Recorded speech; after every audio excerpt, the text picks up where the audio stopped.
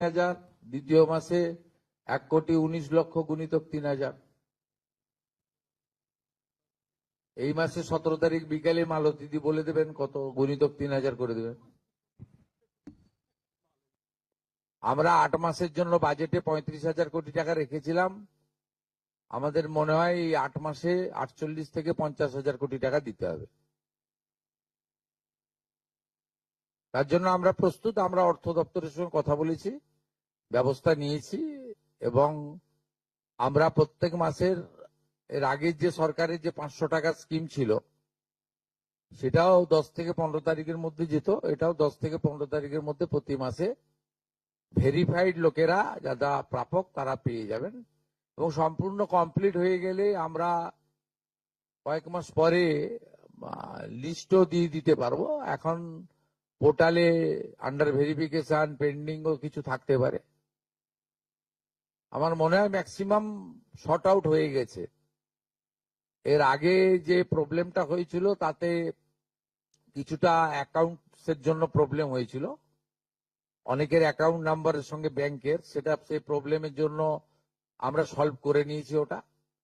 তারপরে 3 কক্ষ বিশিষ্ট বাড়ি, এটা সম্পূর্ণ গ্রামীণ ক্ষেত্রে আমরা এক্সাম্পট করে দিয়েছি। তারপরে 50 ডিসিমল জমি অনলি কর্পোরেশনে অ্যাপ্লিকেবল, অন্য জায়গা ছোট মিউনিসিপ্যালিটির ক্ষেত্রেও এক্সাম্পট করে দেওয়া হয়েছে। আর জিএসটি যেটা সেটাও এক্সাম্পট করে দেওয়া হয়েছে। অতএব অনেকগুলোই এক্সাম্পট করে দেওয়া হয়েছে। আমার মনে হয় ম্যাক্সিমাম লোকজন কভার করে যাবেন। তারপরেও যদি কেউ থাকবেন, অভিযোগ পোর্টাল থাকবে, সব সরকারে আছে। আপনি আগের সরকারের লক্ষ্মীর ভান্ডারেও দেখবেন একইভাবে অভিযোগ পোর্টাল ছিল। তাদের দুয়ারে সরকারে অভিযোগ তারা নিতেন, মুখ্যমন্ত্রীকে বলো কমপ্লেন নথিভুক্ত হতো। আপনি মহারাষ্ট্র দেখবেন, মহারাষ্ট্র 2,000 টাকা করে দেয়, অ্যাপ্রক্স 1.5 কোটি মহিলা পান। সেখানেও দেখবেন পোর্টাল চালু আছে, আপনার কমপ্লেন পোর্টাল।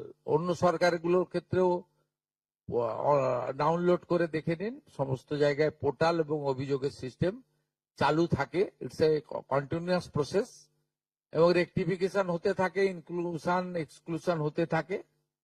এটা কোনো নতুন কিছু নয়। কিন্তু আমাদের মেজর যে প্রবলেমটা ছিল, 80% আমরা মনে করি জুলাই মাসে ঠিকঠাক ছিল, 20% আমাদের ভুল ত্রুটি ছিল, বা কিছু কিছু ক্রাইটেরিয়াতে শিথিল করা দরকার ছিল। আমরা মনে করেছি যে শহরের ক্ষেত্রে এবং গ্রামের ক্ষেত্রে পার্থক্য, সেটা গ্রামের ক্ষেত্রে আমরা অনেকটা শিথিল করে দেওয়ার ফলে, বা ছোট মিউনিসিপ্যালিটি গুলোর ক্ষেত্রে এবারে আমার মনে হয় ম্যাক্সিমাম শর্ট আউট হয়ে যাবে।